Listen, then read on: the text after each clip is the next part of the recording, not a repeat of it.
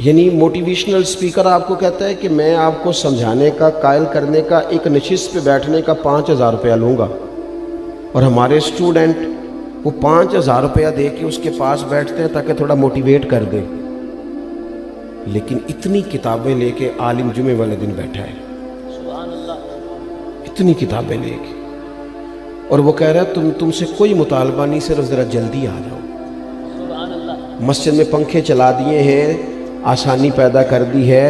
وضو کا انتظام کر دیا ہے، چونکہ میں آپ کو ذمہ داری سے کہتا ہوں کہ کچھ چیزوں کے لیے بندے کا دل اگر اس طرح کھل جائے نا جس طرح ہونا چاہیے۔ میرے اسا فرمایا کرتے تھے خیرات لینی ہو تو صرف پیالہ تو سیدھا کر لے بندہ، اگر پیالہ ہی سیدھا نہیں ہے، ہمارا وہ مزاج نہیں، معذرت کے ساتھ مذہب کے معاملات میں بات سننے کا، پڑھنے کا، غور کرنے کا، اگر وہ مزاج ہو ایک منٹ کے لیے کہیں اور نہ جانا پڑے، کائنات کی ہر نعمت ہمیں دروازہ رسول سے ملے۔ لیکن وہ والہانہ پن،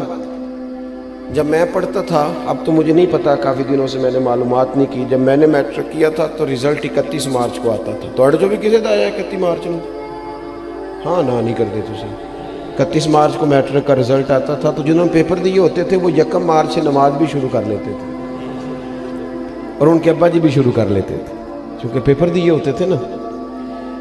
تو والد کو جس دن پتہ چلتا تھا نا کہ تیرا بیٹا میٹرک کر گیا ہے، تو جس رشتہ دار کو اس نے کبھی فون نہیں نہ کرنا ہوتا تھا، وہ خوش اتنا ہوتا تھا، ابا اتنا خوش ہوتا تھا کہ وہ فون کر کے کہتا پاجی مبارک ہوئے تہاڈا بھتیجا 10 پاس کر گیا ہے۔ یہ خوشی تھی، خوشی سنبھالی، بعض اوقات جب صحیح معنوں میں خوشی ہو تو پھر وہ سنبھالی۔ صدقے جاواں واری جاواں یہ اماں ہی کہتی ہے، اور سجدہ بھی اسی کو ہی ہے، لیکن کبھی پتر کا قد باپ کے برابر ہو جائے تو بات ابے سے بھی سنبھالی کوئی نہیں جاتی۔ وہ کہتا ہے اب مجھے خیر ہے میرا بیٹا، وہ الگ بات ہے، بیٹا شادی کے 6 ماہ بعد کہ میں نے علیحدہ ہونا ہے، وہ معاملہ الگ ہے، لیکن باپ بڑا راضی ہوتا ہے کہ قد برابر ہو گیا، پڑھ گیا، قابل ہو گیا۔ صحیح کہہ رہا ہوں، یہ والہانہ پن ہوتا ہے، والہانہ پن رشتوں میں ہوتا ہے، رشتوں کی حساسیت بتاتا ہے، نہ سمجھ آئے تو پھر حضرت انس بن مالک رضی اللہ تعالیٰ عنہ فرماتے ہیں مجھے وہ دن نہیں بھولتا جس دن اللہ کے رسول مکے سے ہجرت کر کے مدینہ طیبہ آئے تھے۔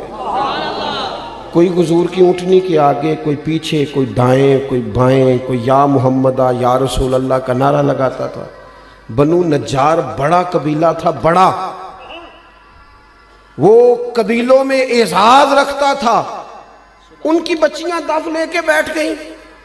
خوشی سنبھالی نہیں جا رہی، وہ ننھی بچیاں جو بیٹھ کر وہاں دف بجاتی تھیں، رسول پاک کی جانب اشارے کر کے گاتی تھیں اور کہتی تھی ہمیں معمولی نہ سمجھنا، ہم ہیں بچیاں نجار کے عالی گھرانے کی، ہمیں خوشی ہے آمنہ کے لال کے تشریف لانے کی۔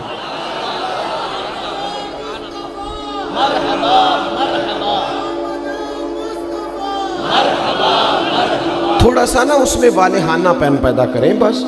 والہانہ پن، کسی ایک چیز کو بھی میلاد میں رسم نہ بنائیں۔ ساڑی مسیح تے محفل نہ ہوئی تے بندے کی آکھن گے، یہ بات چھوڑ دیں، بندے نے آکھن لی محفل کرانی، یہ تو رب رسول کی رضا والا کام ہے، اور اس میں سے رسومات اور قیود بھی نکال دیں۔ اتنی مہنگی محفل کر دیا ہے، غریب آدمی ہاتھ ہی نہیں ڈال سکتا محفل کو، اتنی مہنگی، اتنے موٹے خرچے آنے والوں کے۔ جو یہاں آپ کے علاقے میں نعت پڑھتا ہے وہ بھی نبی پاک کی پڑھتا ہے۔ تھوڑا سا نا چیزوں، میں نے اس دفعہ پچھلے سال دوستوں سے کہا تھا کہ جڑا تسی شاپنا چ لنگر دیندے ہو نا، انہوں بھی پیر صاحب تے مولوی صاحب تے خطیب صاحب لنگر شریف ہی آندے نے، انشاءاللہ کھا لیں گے بھی، سب کا لنگر ایک جیسا پکایا کرو، بہت سارے غریب گھروں میں سارا سال نہیں گوشت پکتا، اگر زیادہ بوٹیاں ڈال کے میلاد شریف پہ بٹھا کے طریقے سے کھلاؤ گے نا کھانا، تو ہو سکتا ہے ماڑے بندے کے بچے اپنے باپ سے پوچھیں کہ ابا جی سان تے کدی انج نہیں لبا، یہ اج کی ہے، اس بھی رو کے آکھنے پتر رج کے کھاؤ، اج نہیں کوئی تانوں ڈکدا، اج میرے نبی پاک دا میلاد شریف، لیکن اس میں جذبات لے کے آئیں، احساسات لے کے آئیں، اس کا بھی وہ والا ماحول نہ بنائیں جن نے 2 لاکھ دیتا ہو مہمان خصوصی، سٹیج دی زینت بس کریں۔ حضور کی محفل میلاد کا مہمان خصوصی وہ ہے جو آ کے فجر کی اذان دیتا ہے، جو مسجد میں جھاڑو دیتا ہے، جو رسول اللہ کے دین کی نوکری کرتا ہے، نہ سمجھ آئے تو بخاری شریف سے اس خاتون کا واقعہ نکال کے دیکھو جو میرے نبی پاک کی مسجد میں جھاڑو دیتی تھی۔ صحابہ نے حضور کو تکلیف دینا پسند نہ کیا اور جنازہ پڑھ کے دفن کر دیا تو حضور قبر پہ آ کے کھڑے ہو گئے، اور ساری دنیا گنبد خضرا پہ، اور حضور کسی کی قبر پہ آ جائے۔ نبی کریم آ گئے قبر پہ کیونکہ یہ مسجد میں جھاڑو دیتی ہے، حضور قبر پہ کھڑے ہو گئے۔ ویسے تو دوسرا جنازہ جائز نہیں،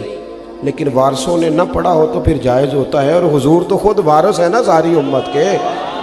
تو نبی پاک نے قبر پہ کھڑے ہو کے فرمایا بناؤ صفے، میں دوبارہ جنازہ پڑھاؤں گا۔ تھوڑا سا نا حقیقتوں کا سفر کریں۔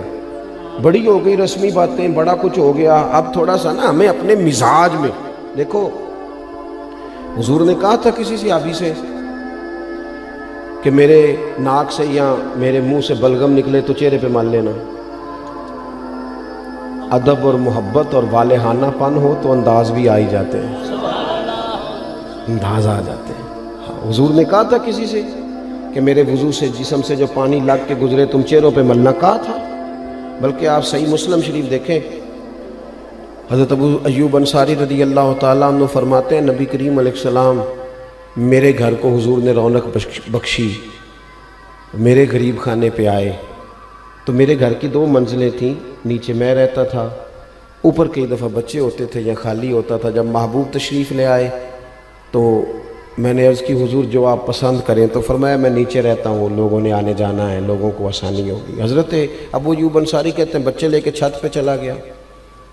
لیٹ گیا۔ رات کو میں اٹھا، اچانک آنکھ کھلی، چھت پہ چل رہا تھا تو میرے دل میں خیال آیا کہ ابو ایوب کہیں ایسا نہ ہو کہ جہاں تیرے پیر ہیں وہاں نیچے حضور آرام فرما ہو۔ خیال آیا، یعنی اگر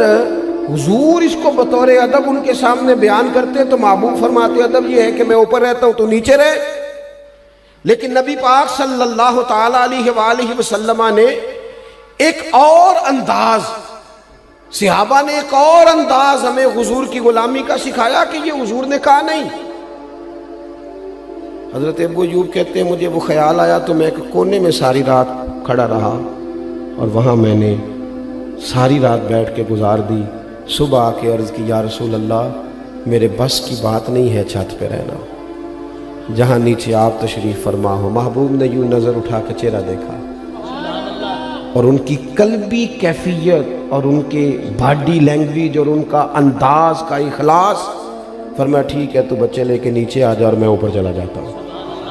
یہ صحابہ نے نا ہمیں حضور کے ساتھ والہانہ پن، ایک تو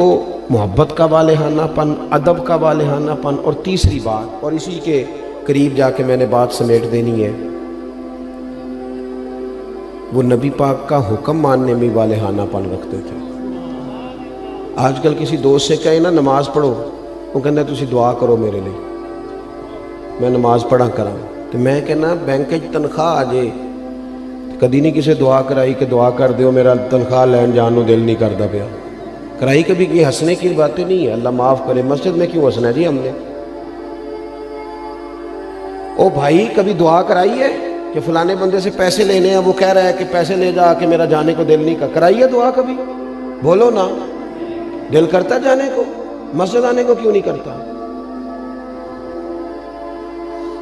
عجیب بات ہے نا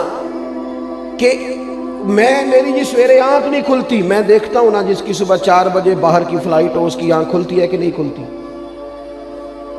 کس طرح کا مذاق ہم کرتے ہیں اپنے آپ کے ساتھ، اور ہر آدمی کا حکم مقدم ہے میرے تیرے لیے، اور جو نبی پاک نے حکم دیا ہے میں کسی غیر سے جا کے کہوں کہ چہرے پہ داڑھی رکھ، نبی پاک کی سنت ہے نا، تو حضور کے غلام سے کہنا ہے نا، اور حضور کا غلام کہہ رہا ہے میں ابھی نیک نہیں، میں کیسے رکھ لوں؟ یہ کس حدیث میں لکھا ہے کہ جو پورا نیک ہو وہ داڑھی رکھے گا؟ حلال حرام کے مسئلوں میں جو امت آج تک احتیاط نہ کرے، ہم پاک رسول کے ماننے والے ہیں۔ نبی پاک نے اپنے مقدس قدموں کی برکت سے اس امت کو پاکیزگی عطا فرمائی ہے، کیسے لقمہ حرام ہمارے منہ میں جا سکتا ہے؟ کس طرح بھلا؟ طبیعت کیسے گوارا کرتی ہے؟ مجھے بتاؤ نا، آپ سے سوال پوچھتا ہوں،